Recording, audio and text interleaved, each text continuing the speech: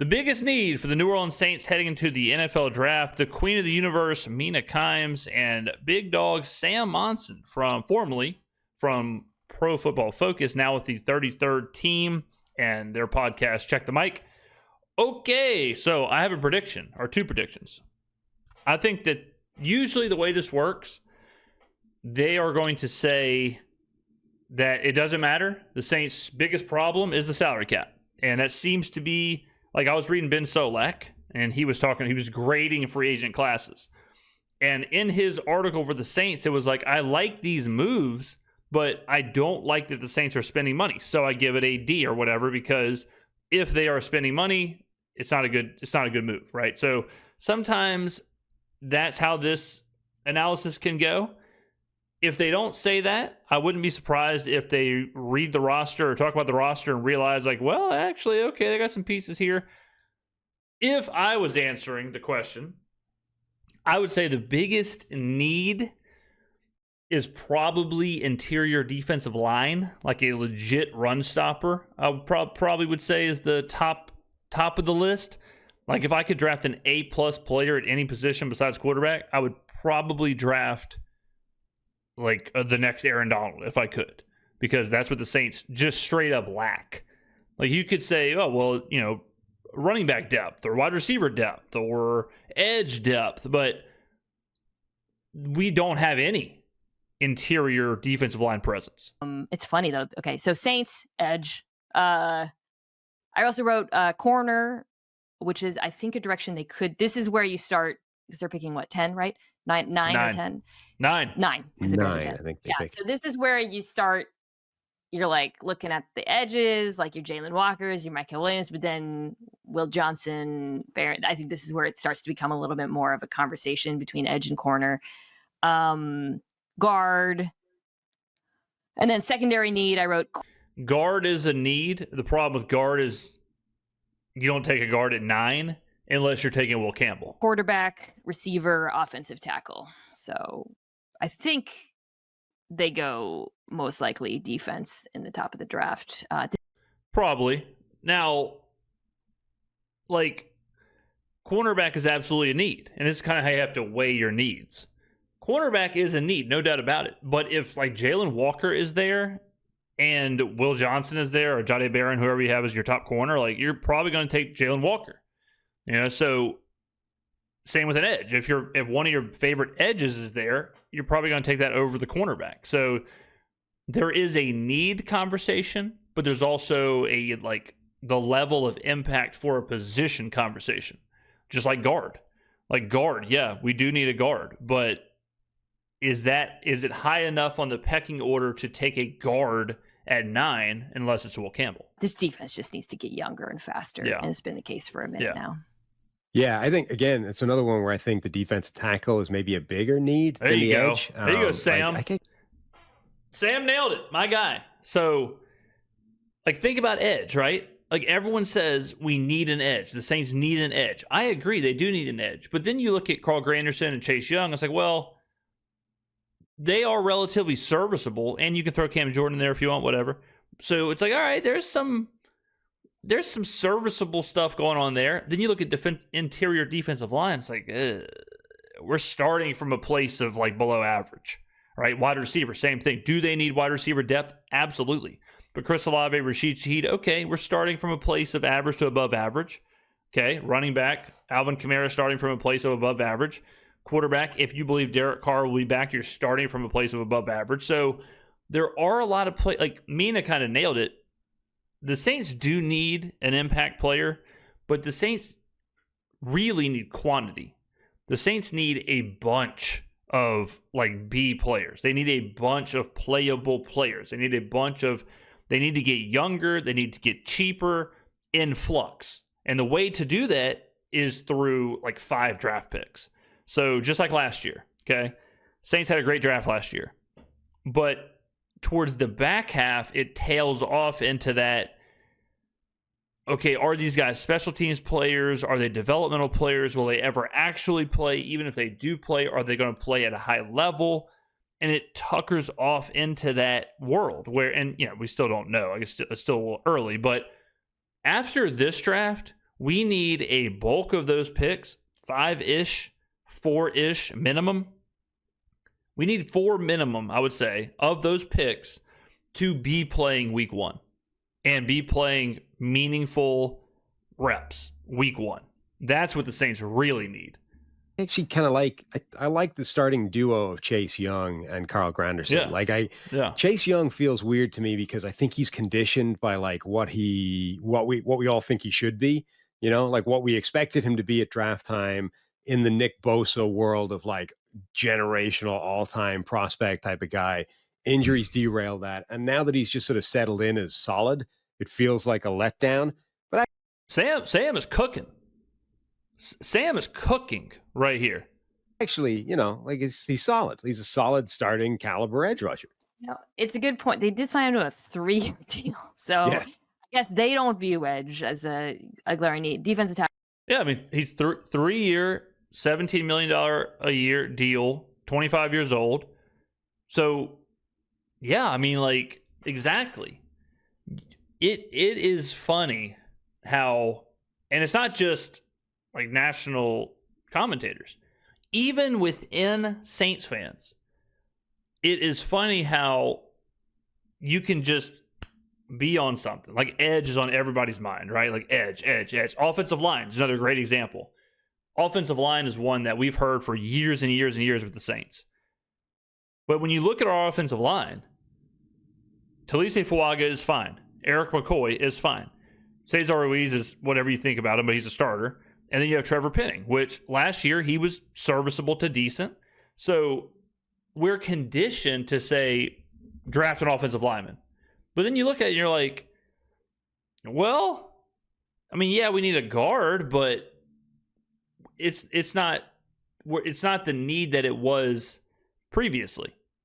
If you take Will Campbell and you put Will Campbell at left guard and you go Fuaga, Campbell, and McCoy, the left side of your line is badass and young, right?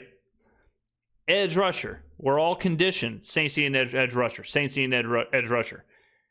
And then you look at Chase Young and Carl Granderson. It's like, well, they really don't, right? Saints need a cornerback. You look at Alontae Taylor. You look at Kool-Aid McKinstry. It's like, well, I mean, okay. Saints need a safety. Tyrann Mathieu, Justin Reed. Well, all right. The Saints, they are a very weird roster because they are a 5-win team who had a ton of injuries that made certain positions look weaker and more shallow than they are. Now, certain positions are weak and shallow. I'm not saying that, but there is some weird context with the Saints. As far as desperation position, I don't think you can argue that the desperation position is interior defensive line. Because that was the one that wasn't really affected by injury, wasn't really affected by anything out of our control. It was just affected by a lack of talent. It was just affected by a lack of capability. Right? It just like Brian Brzee, totally fine rushing the passer, horrific against the run. Okay, so I'm not exactly saying like we're good to go. We got Brian Brzee. That was a good point. I should have mentioned that as well. Yeah, it's it'll be this is an interesting one for them. I feel like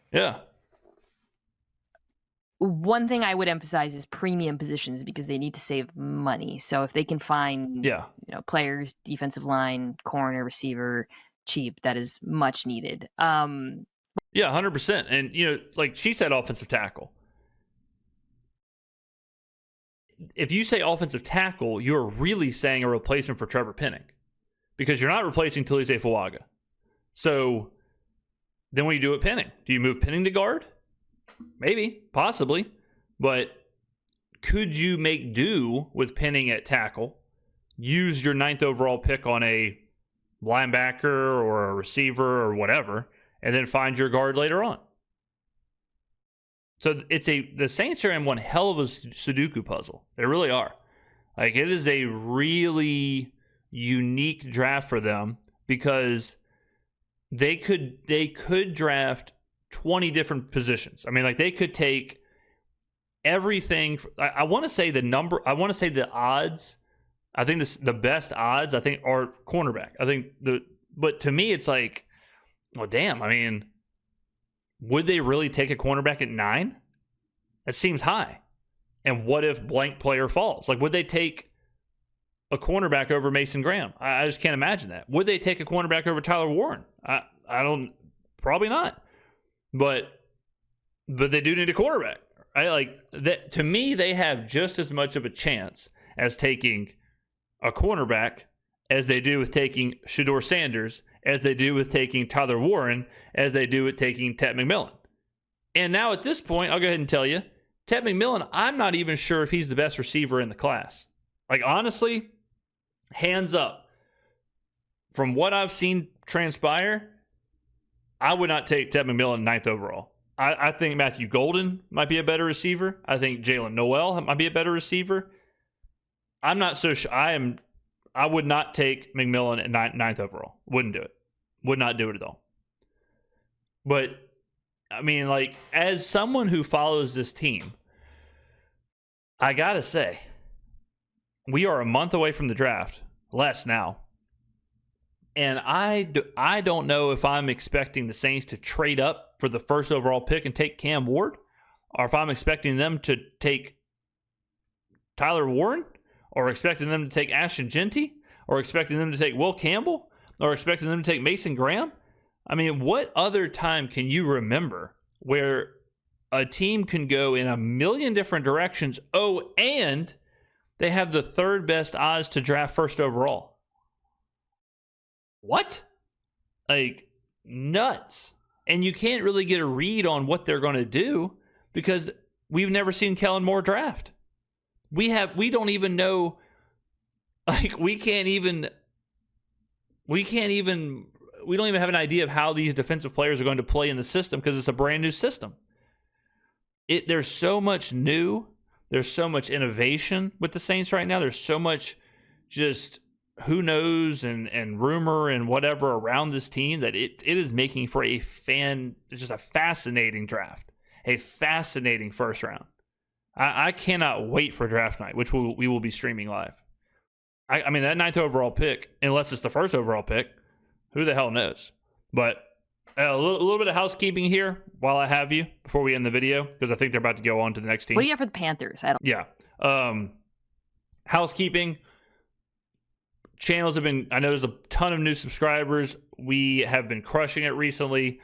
Multiple videos every single day on this channel per usual. We don't miss. We're pumping out content left and right. We also are pumping out content on the gaming channel. The Mass Effect playthrough has been rocking and rolling.